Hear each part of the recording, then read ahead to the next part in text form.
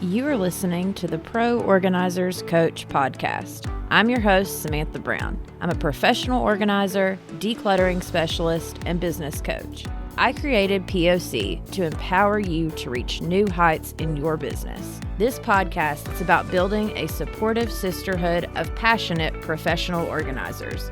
Whether you're a seasoned pro or just starting out, this podcast is for you. Today, I have Jill Kane with me. She is an organizer in Pittsburgh, Pennsylvania. She is the founder and owner of The Ordered Home.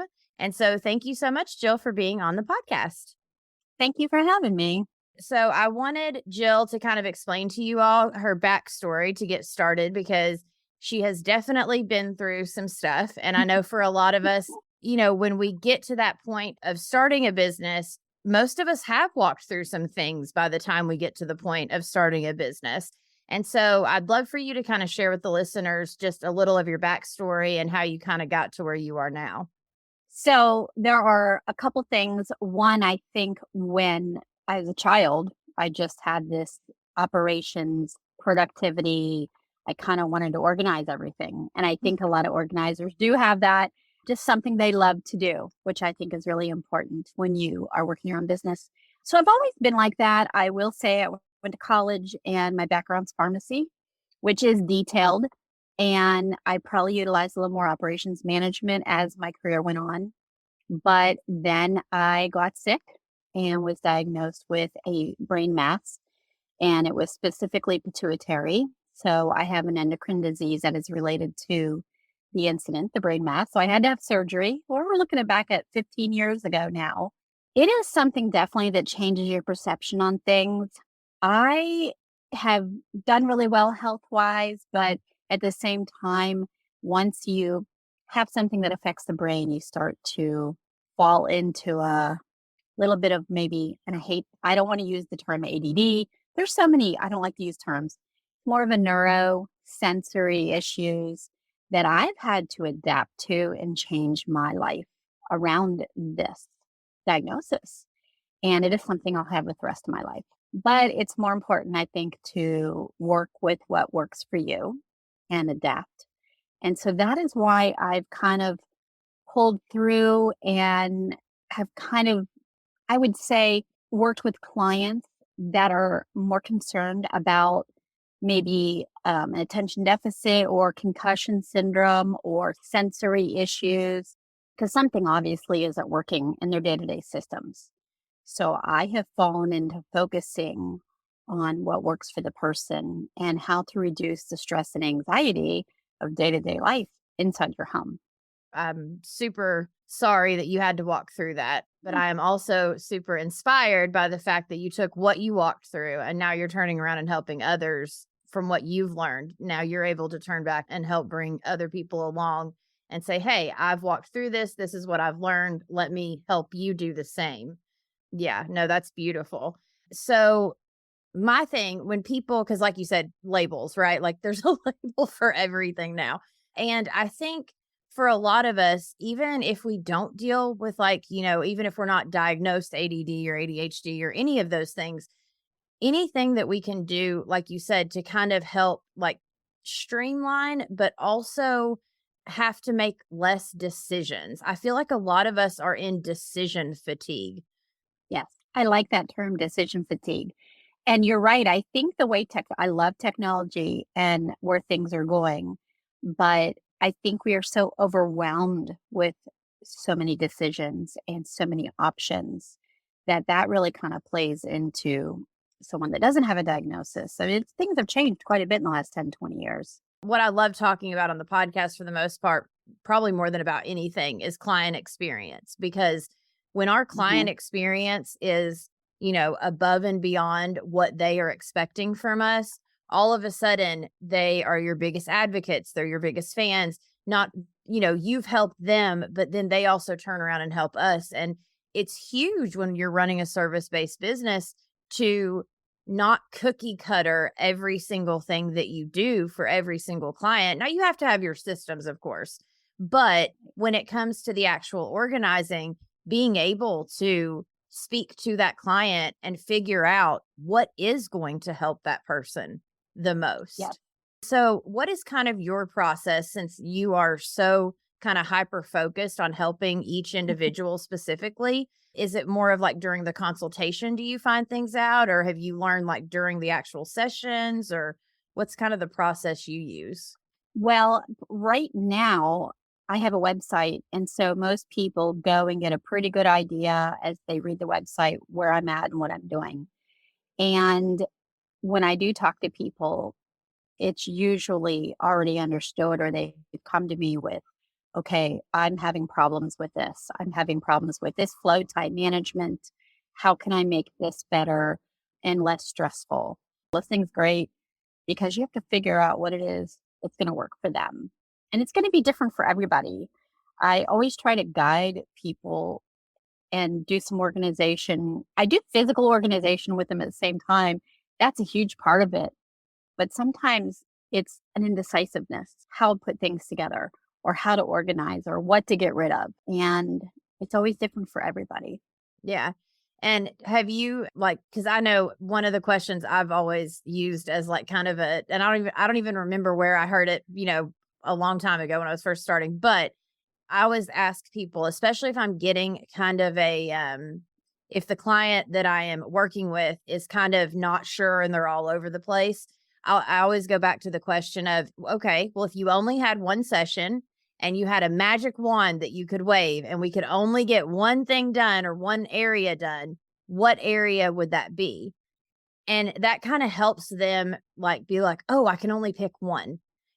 And for me, that helps me narrow it down to, okay, that is what is causing them the most stress because Right. that's the one area. So let's start there. Let's get the most weight off of you from the beginning, and then we can start figuring out some of these other things. And I know some other organizers do it a little differently where they start with the smaller areas, and that's fine too. It's just for me, I've learned I would rather get like some big wins in first so they can understand the value of what I bring. And then we can start working because then the trust has been built up and then we can start working in other Yeah. areas. Well, I think it's important to be able to see that result. And so if they say this is their biggest challenge, then definitely focusing on that section of what they need is going to give them the first reward and less stress. And then it's Mhm. probably a little easier for them to move on to, okay, I've got this. And we can go on to another project. And then they want to. Then it's more motivation, which motivation is half the ball game, really, and keeping moving with this. Yeah. I mean, absolutely. Like, because I know, and I'm sure you ran into this too, where there's been those clients that they say they're ready, but then when push comes to shove and it's time to actually start doing the thing, then they're either not mentally ready or they're not Mhm. physically ready or like there's something that is still holding them back. No one likes change. I think that is probably the biggest, and I think it's great on paper and it's good when you talk about it, but then when you get right down to the nitty-gritty, it's like, "Okay, wait, we're making huge I have to change something." And that I think becomes fearful for the person. But Yeah. you're right, trust is real important between the people in order to let them come in, and it's vulnerable, and to be able to really say, "This is what I need, and this is my biggest struggle." Yeah, I talk to a lot of my group members that I coach that are just getting started or, they're still in their first year. And I talk to them constantly about like building that trust with their clients. And even something as simple as like us having photos on the homepage of our website instead of just our logo, like these little things of, because we've got to put ourselves in our client's shoes. And if it were someone else wanting to come into my home and I'm about to let you in my panty drawer, I better know what you look like, what you believe, like, we better Yes. have some kind of rapport going. Connection. Oh, yeah. Yes, before I'm gonna bring you in and just start giving you access to my home, because it's a Yes. very personal thing that we do, like, we see quite a bit of, what most people don't show. Normally only your immediate family members see the things Right. that you are then gonna show us that might be a complete stranger. Yeah, and so I'd love to know, like, when working with clients, what are some common misconceptions you have found that they have about Mm. professional Mm. organizing?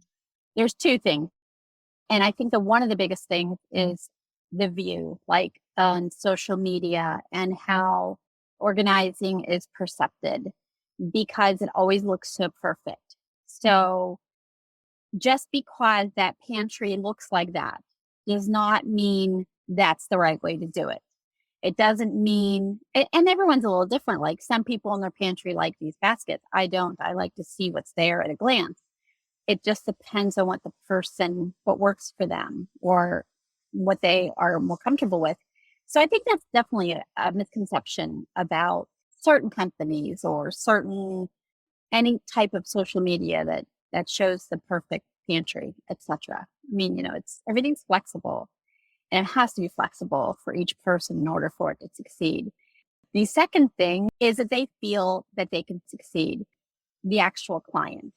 I think that is probably one of the biggest fears and hesitations that I have seen where they go, I don't know if I can keep up with this. It's that change, and they're concerned that they're not going to be able to follow through, which I always do like a 60 or 90 day, depending on the project, follow through, see if there's anything I can fix because sometimes something's not flowing correctly for the client. But I think once they start to get in and dig their feet in, they can realize, okay, this is really not as scary as it seems. Yeah. Well, and I think that's for, with hiring organizers in general. And the reason I love these conversations with other organizers is because each of us do it so differently. Like this industry is, and that's what I love about it. This industry, it's not like we are all, heart surgeons that learned exactly how to do it. We do it all the same way. You know what to expect. You know exactly what's going to happen. Every one of us have taken under organizing, but then, maybe we like write a book, or maybe we have a special area that we help with, or maybe we prefer Hmm. garages, or, like there's all these different ways that people Right. take professional organizing. And so I always find it so interesting to talk to other organizers and see kind of like, well, what have you learned, or what are you running into, or what type of clients are you helping? The more that we can come together as a community and like share information and support one another and those types of things, because I know, at least for me, especially when I was first beginning and I didn't have community around me, I always thought that I was like the oddball out, or I was doing something wrong because of exactly what you just said. I would look on social media, I would see something that was supposedly what a professional organizer was supposed to Hmm. do, and I'd be like, well, that looks nothing like the sessions that I'm having. Like my clients are happy. I know I'm doing a good job, but it definitely is not Pinterest worthy all the time. And Right. so that's why I think the more that we can kind of take that, misconception of the fact that every single client and every single session is going to be Pinterest worthy all the time. Like, I Mhm. want to debunk that, because that is not what we are all doing, or like we are all helping people. That is the common thread that we Yeah. are doing throughout the organizing community, and at least what I've seen so far. Yes, I agree. So, I was curious, can you describe what you think is the most rewarding aspect of your Mhm. work and the impact it has on your clients? If you had to pick one that was like your favorite, or what you see as impacting them the most. Now that I am focusing more on less stress in the home in the daily life and the sensory things, I've worked with people that have sleeping concerns, that have anxiety. I have actually done like, and I'm not a decorator, but I have gone in and I don't want to say desensitized, but I've changed items in the bedroom. I did a lot of research after I had my surgery. I definitely battled some insomnia, and it is quite widespread these days. You don't realize a lot of people, I think, because of the stress. So I started to tackle into that of what works for me. And I had some friends and people say, "Oh, I need that. I know. Are you doing better with sleeping?" And I'm like, "Oh, absolutely." So I did go in and do some of that. I think the great reward is when they come back and they're like, "This is so amazing." And I struggled for so long to find the answer. And then it's like a light bulb and they're just like, "This is it. This was it." I really think that has become very rewarding personally to hear those words. Yeah, no, I love that. And especially like you said, I think for a lot of us, especially as business owners, and especially when we first get started, right? We're like, we love watching the organizing, shows or videos, and we think it's going to be all this kind of like pretty, fancy, like all these things. And what I've learned over time is that as a business owner, it's actually more about what we've walked through and what Mhm. we've learned ourselves end up being the types of clients and the people that we end up helping, as it should Right. be. But we think it's, or at least I did. I thought at first it was going to be just, bins and baskets and like all the fun pantries always. And it really just is not that way. And the fact that one of the most rewarding things you found is being able to help people get a good night's sleep. Like that is huge. But you had to walk through that yourself first, which I'm sure was not an easy journey to walk through and to Mhm. find that answer. But now being able to take that answer and like bless other people with it, that is Right. amazing. Right. And it's not always a cure all for everybody, but when you look at the whole big picture, it's kind of like the stress and the anxiety. It's like the big circle of everything in your day. And I feel that everything dominoes there. There are so many clients that I hear give me feedback, and it's, well, this is stressing me during the day and this is not going right. And then when I come home from work, this is happening. Well, that's because maybe I can help, direct this a little bit better from before you leave. Everything dominoes, and that stress can really get you in the end. And by the end of the day, it's, yeah. And your home should be your safe place. That's how I feel, especially after going through what I've gone through. And I just feel like for everybody, that's your safe spot. There are so many things out here. And even when kids go to school, and there's so many negative, I think, interactions and pressures, work wise and non work wise, just everything in our daily lives. This needs to be our safe space. We need to come in and go, okay, I can let everything go. Nothing is making me anxious in this house. I am not worried about this process. I'm not worried about this. You can go in at night to your room and start to wind down, and everything is just set nice for you, like lighting, things like that. And that's just some other things that I have learned along the way. And I feel like life is short. I mean, that's important. Everyone says, oh, well, I could have all the money in the world. You can have all the money in the world, but you could still go home and not have that anxiety or stress resolved. There's always something there that's not right. So, what is more important? Yeah, absolutely. And I 100% like even just as you were describing it, I'm like, "Oh, I want that." Like it sounds Yeah. amazing, like the zen and the almost like the spa like feel of our, bedrooms or our homes or like I know even for me and like you said lighting, but smells, like I've learned, Yeah. the if I have like good smells in my home, I feel so much better even if it's not 100% clean, it feels clean all of a sudden Mhm. because it smells good or there's those Mhm. little things that you find that it's like, wow, that, like our senses really do make a All of our huge, senses. yes, absolutely. They really do. One thing that I've done for a long, long time, and I always, it's like a little tip that and you talk about smell, is I always have had an oil like aromatherapy spray that I spray like around 7:30 bedtime or whatever. But I have learned that, and I don't do it every night, but on the days that my husband's a little more stressed out, I do it. He doesn't get it. But when he comes in, it's like you can see that something changes, and he's like, that's reminding you that scent. And they say that the smell definitely has a lot to do with memory and positive. So Yeah. sometimes people do forget about those. No, I love that. Actually, I've got the sleep sitting right here next to me. It's the sleep aromatherapy. And Yeah. it's like the lavender essential oil that you can spray on your pillow and like in the air at night just to help Hmm. kind of mellow you out because and I'm sure a lot of, a lot of us as organizers, we're kind of type A, we go, go, go. Like we have all these things and especially the things running through our minds and like wanting, just constantly.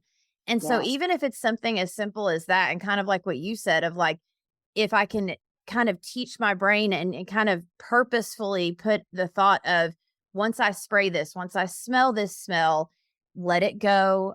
It can be dealt with tomorrow. Mhm. Something as simple as that, allowing ourselves to, like, because at some point we have to turn off the noise, what even if it's our own brain's noise that's going on, of like our Yeah. to-do list or our whatever. Because if we don't take those times to turn that stuff off, then we're going to be more overwhelmed than our clients are. And by the time we get there, they are going to feel our energy of like, Right. whoa, this lady's like stressing me out just being in my home, much less calming me down. Hey, friend, are you ready to kickstart your professional organizing business? Whether you're just getting started or you've already started, but you're feeling a bit stuck, I have got your back. Join our POC group coaching community or buy my new website course featuring a Squarespace template, both on January 1st. But act fast for a limited time offer. Secure your membership at $37 a month and grab the website course at $100 off, complete with 4 group coaching sessions if you buy my course from January 1st through the 10th. Do not miss this one-time opportunity to build your website and elevate your business. If you have been thinking about joining us, this New Year's special is exactly what you have been waiting for. Mark your calendar and stay tuned for more updates before January 1st. I will see you there.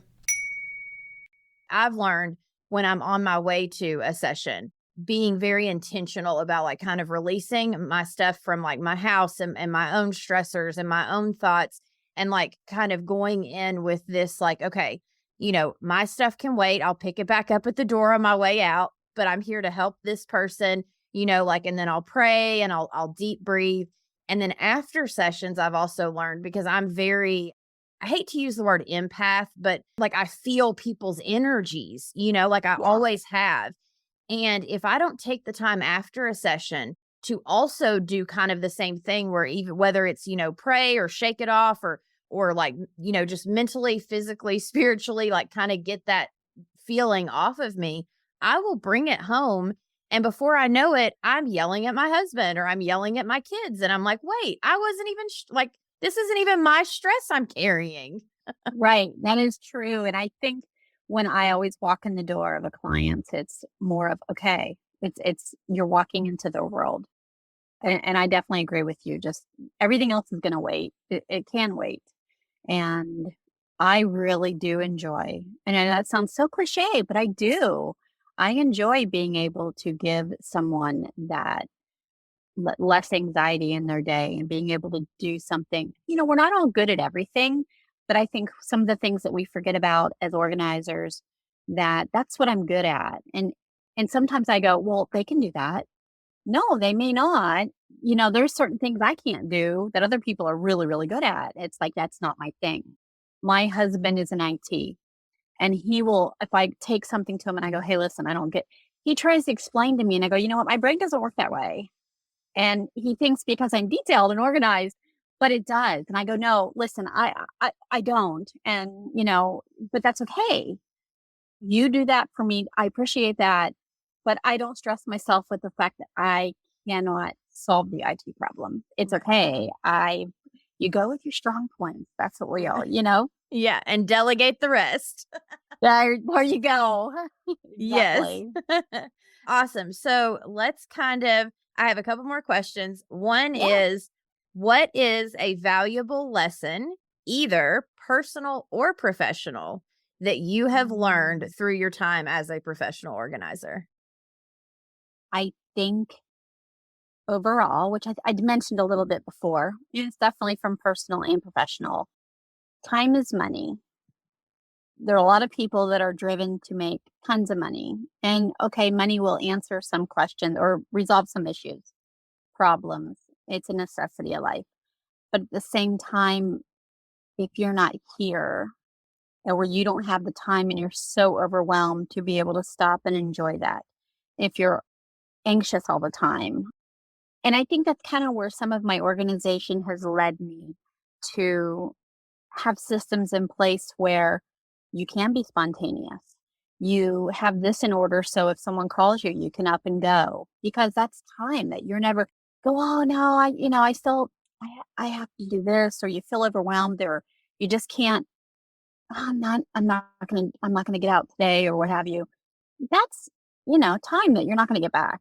And I think a lot of people too now after quarantine is kind of view that a little bit differently. It's like, okay, if someone calls you, like you want to spend that time with someone, or you have that option where you're not saying, "Oh, I have work I have to do.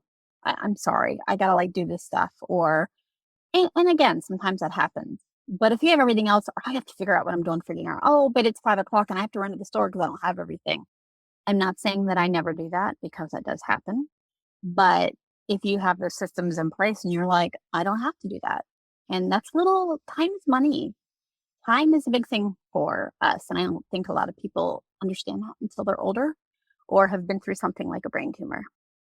Yeah, and learning, as much as we help our clients with their stuff, I think, it just kind of hit me what you just said of if there's those things in our own lives that we realize are stressing us out, trying to maybe look at it and be like, okay, maybe that's something. Is there some sort of system I can set in place for this thing in my life that is stressing me out instead of Mhm. just, oh, well, this is just how I am or this is just how my life is.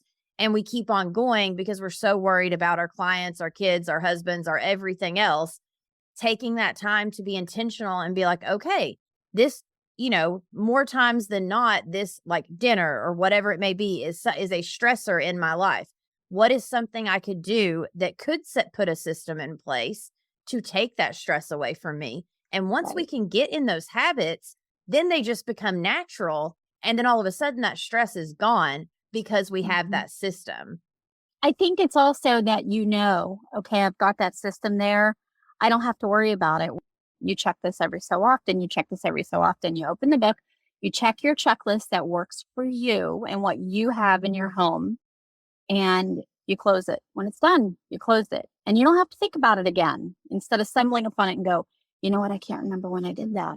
And then it's just something else that's on top of you that you have enough worries. There's enough overwhelm in this world. If you can just go, okay, but I know I did it. I know I paid my bills on Tuesday and they're good till next Tuesday, or I know I've done this. And I don't have to think about that because that system's in place. So that's, I think, a big time waster for anxiety. People are losing time and stressing about things. And that's fine. Again, if you're that type of person that, because I will say, I always worry about, well, I should be taking care of that. I'm very, very big on taking care of your appliances. I'm very big on taking care of what you pay for, things like that, getting the oil changed in the car, things of that sort. But it's just something that I know I've spent good money on this car. In fact, I've had my car like 11 years. I'm probably getting one next year. But I know I've taken good care of this car and I don't have to worry about it. Mhm. Absolutely. Yeah, because as women, we tend to carry it on our shoulders, on our back, wherever, in our head, but we carry it with us throughout our day when we're working, when we're doing like it stays with us. And Right. anything that we can let go of and be like, all right, I've got a system. It is what it is. I'll get to it when I get to it because there's a system set up for it. All of a sudden, that's Mhm. not something we have to keep carrying 24/7 with us. We can just pick it Right. up when it's time to do that thing. All right, last question. And this is my favorite question that I love to ask other Okay. organizers. So, what advice do you have for aspiring professional organizers who want to start their own business or kind of and the same thing? What do you wish someone would have told you when you were first getting started? When I first started about 4 or 5 years ago, it was just basic organization when I got into this business. And now I'm really finding where my passion and my heart is. And that's okay if it took me a little bit of time to find that. But I really just sat down and brain dumped on paper and went, what do people tell me I'm good at? What is it I like to do? And the whole imposter syndrome of like, well, I'm not really, is that really going to help somebody? Yeah, it will. I would say definitely stop and say to yourself, what is it that I would rather do amongst anything else? And see if that maybe is something that you want to go down that road, it's a little harder work than people think. It's not as easy and as pretty as some of the pantry pictures we've seen, what we talked about. And it is working with people, relationships with people. But at the same time, that can be really rewarding. I also, I am now switching over to a lot of social media and online connections because there's so much going there. It's really interesting, the learning curve. Like there's things that I'm good at and I love all of this, but then there's things like, you know, and you learn as you go. So it's not really the easiest route, but at the same time, it's the most rewarding because you are doing what you love. And I was just talking to someone the other day. I'm visiting family, and my nephew said, I don't ever feel like I go to work. He loves his job that much, and that's where I have had other people go, well, you're working all the time. I like what I'm doing. And I'm always wanting to me, it's not work. And that's what's important in life, I think. And that's where the time is money. And if you're happy. So I would definitely say to give some time to think about what it is you really, really like and where your heart is and the passion and realize it is a little bit of work, but it's worth it in the long haul. Yeah. And I love that because here recently, because I've been doing this podcast about a year now, and looking back, I've realized that about a year and a half, 2 years ago is when I started doing the journaling and the brain dumping and like, what do I want my life to look like? And what do I enjoy? And who do I want to help? And, so yeah, it's taken a couple of years to get here, but now I'm in a place where literally my life looks the way that back then I was intentional about setting it up in a way of, it may not be tomorrow. And yes, it's going to be hard work, but at some point I'm going to be able to say, I love what I do. I'm helping people and I've created the life that I want to wake up in the morning and live. And the reason I say that and share that is because you and I are both testaments to everyone listening and if you're listening, you're meant to hear this, that you can also be very intentional about how you set your life up. So you do love living it and you do enjoy waking up, and life does not have to be this like, oh my gosh, I have to wake up again. I have to go back to work. I blah, blah, blah. Like that does not have to be your life. Correct. But, be very intentional, do the journaling, do the brain dumping, figure out what are my goals, what are my dreams, and understand that, yeah, throughout that, there's going to be some pivots. Like I talk to my girls all the time about, listen, if you don't know what you like doing, try something. Like when it comes to like niches as professional organizers, maybe try a garage or two. But if you realize, oh, I hate garages, well, then take the service off your website and focus somewhere else and try something else. But you may realize you love doing garages. Like you don't know until you try. And That's true. I am so proud of all of the women that listen to this because at least we're trying. Like we are waking up every day and we are trying to live the most intentional life that we possibly can. That's a really good point. Yeah. That's probably one of the most important points because some people they just go, well, I wouldn't be very good. Well, try and you'd be surprised. What's the saying that says nothing will change if you change nothing? It's something, there's a quote and forgive me. I know it's something like that, but that always sticks in the back of my head. Nothing's going to change unless I change it. And then I know what the potential will be. And the potential to do what you want and be happy in the here and now, I think is really important. Yeah, 100%. Thank you so much, Jill, for being on the podcast. Share with everyone where they can find you, all your stuff, all the links, all that kind of thing. Well, I'm at theorderedhome.com on the web, and all of my links on social media are down at the bottom. You can pretty much find me if you do a search for me on social media. I'm on TikTok, Facebook, Instagram, Pinterest. I have to stop and think. Yeah. I have a system for it all. I do have YouTube. Do not dig to the old videos because I've really come a long way in the last year. That's another one of been a learning curve, and now I'm kind of learning in that field as well. But I'm on YouTube, so pretty much if you search for me, you will find me or all of my. And I do a blog.